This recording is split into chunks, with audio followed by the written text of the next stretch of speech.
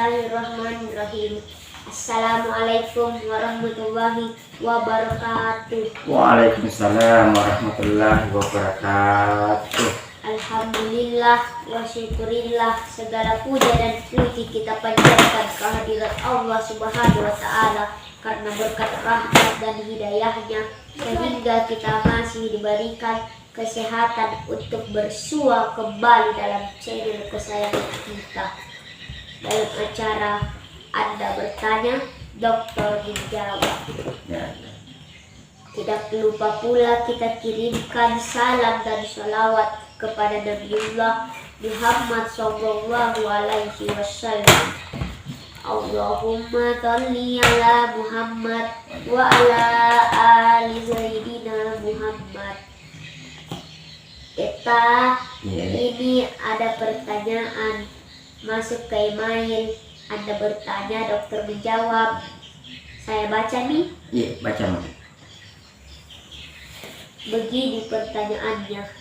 Assalamualaikum warahmatullahi wabarakatuh. Waalaikumsalam. Pak Dokter, saya pernah meminjamkan uang kepada teman saya sebanyak 10 juta. Iya. Tetapi sudah 5 tahun dia tidak pernah membayar ke saya. Saya mau marahi dan bawakan tukang pukul, tetapi tidak enak, nanti pertemanan saya putus. Tapi saya diamkan dia seperti tidak punya hati. Saya harus bagaimana, Pak Dokter? Mohon bantuannya. Hormat saya, pemerhati Anda Bertanya, Dokter Menjawab. Iya, kasihan juga ini ya. Ini salah satu pertanyaan yang diberikan oleh pemerhati Anda Bertanya, Dokter Menjawab. Jadi memang Mbak, untuk menjawab pertanyaan ini, maka saya mulai dulu dari awal ya. Iya, silakan. Iya, jadi kalau ada seseorang meminjamkan uang kepada orang lain, ya, maka kita harus lihat dulu. Ini ranahnya adalah hukum perdata. Jadi ranahnya adalah hukum perdata. Nah, dalam hukum perdata, negara kita itu sudah memberikan fasilitas bagi siapa saja yang dilanggar hukum perdatanya oleh orang lain.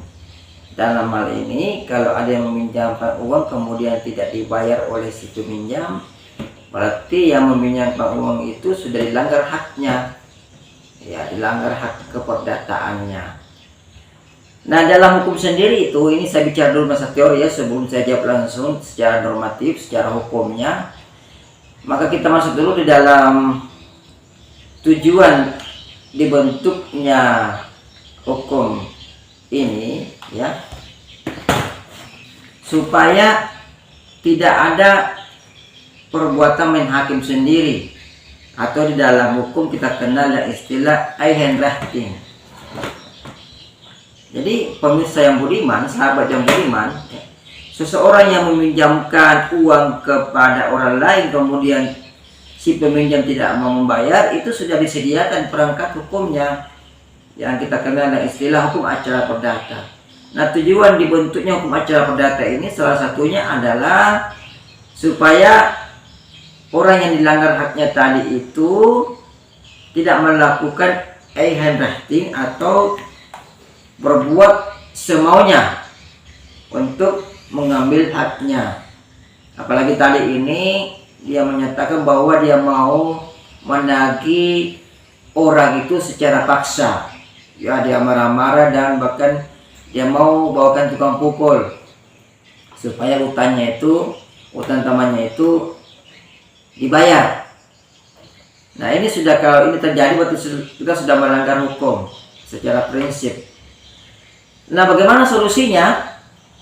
Nah, hukum kita ya sudah memberikan solusi melalui hukum acara perdata. Jadi dalam hukum acara perdata itu kita temukan satu pasal terkait yang dengan permasalahan dari si pengirim surat tadi ini, kita sudah temukan dalam pasal 118 HR. Jadi perangkat hukum acara perdata itu diatur di dalam HIR kita.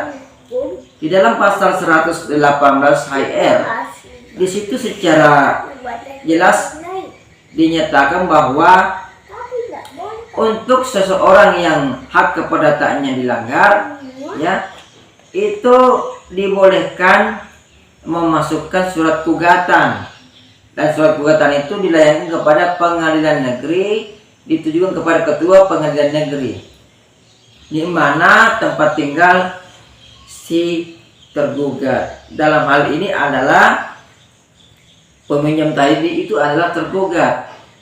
Si peminjam, orang yang meminjamkan itu adalah penggugat kalau dalam istilah hukumnya, ya. Jadi solusinya itu, ya, solusinya adalah mengirimkan, jadi membuat surat. Kalau dalam perdata kita kenal surat gugatan yang ditandatangani oleh si penggugat, ataupun surat gugatan itu dibuat oleh wakilnya, ya, dan kemudian dibuat oleh kuasa hukumnya dan ditandatangani oleh kuasa hukumnya, tentu atas nama si pemberi kuasa.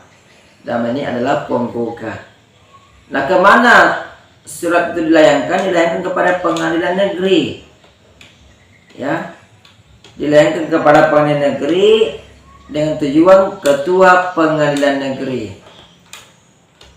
Pengadilan negeri yang mana? Di dalam pasal 118 itu juga dengan jelas dinyatakan bahwa pengadilan negeri yang berwenang untuk mengadili permasalahan seperti ini adalah pengadilan negeri yang masuk wilayah tempat tinggal si tergugat. Kalau tadi ini yang meminjam uang, ya, jadi misalnya saya kasih contoh.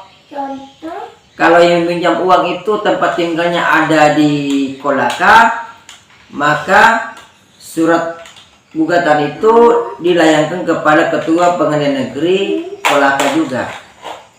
Kalau yang meminjam tadi itu ada di Makassar, maka dilayangkan kepada ketua pengadilan negeri Makassar. Begitu seterusnya. Nah, saya kira sudah terjawab, ya, itu secara singkat seperti itu. Jadi itu solusinya. Jadi ya, kita bersyukur karena si penanya ini tidak jadi membawa tukang pukul tadi. Karena kalau dia bawa tukang pukul kepada temannya untuk menagih, itu lain persoalan lagi, ya. Itu masuk ranah pidana, nanti bisa dipenjara, ya, dengan tuduhan, ya, dengan dugaan penganiayaan misalnya kalau dia menagih. Walaupun yang ditagih utangnya, ya. Jadi ini pengalaman membuat sahabat dan budiman, ya, penggemar atau pemerhati dari Anda bertanya dokter menjawab, ya. Sekali-sekali jangan membawa tukang pukul kalau ingin menagih, ya. Tidak boleh, walaupun kita yang punya uang, walaupun kita hanya menagih uang sendiri, tidak boleh membawa tukang pukul, ya. Tidak boleh dengan cara kekerasan. Kenapa? Karena negara kita sudah menyediakan fasilitas dalam bentuk hukum acara perdata, ya, yaitu tadi adalah dengan cara membuat gugatan. Gugatan dibuat, ditandatangani, bisa atau dibuat oleh wakilnya, dalam hal ini kuasa hukumnya, kemudian dilayangkan kepada ketua pengadilan negeri, ya. Pengadilan negeri mana? Pengadilan negeri di mana yang masuk wilayah hukumnya, pengadilan negeri di mana tempat tinggal si tergugat. Jadi kalau tergugatnya atau yang meminjam tadi tinggalnya di Kolaka, maka kita layangkan surat gugatan itu kepada pengadilan negeri Kolaka pula. Kalau tinggalnya jauh, saya di Jakarta, ya, maka kita layangkan surat itu kepada ketua pengadilan negeri di Jakarta. Jadi kita lihat tempat tinggal si yang meminjam uang tadi. Nah, segera demikian. Nanti kita tunggu lagi surat berikutnya, ya. Iya. Iya. Silakan kalau sudah selesai ditutup. Silakan. Tutup dong. Ya, apa kalau tutup? Assalamualaikum warahmatullahi wabarakatuh. Waalaikumsalam warahmatullahi wabarakatuh. Ini rocker ini.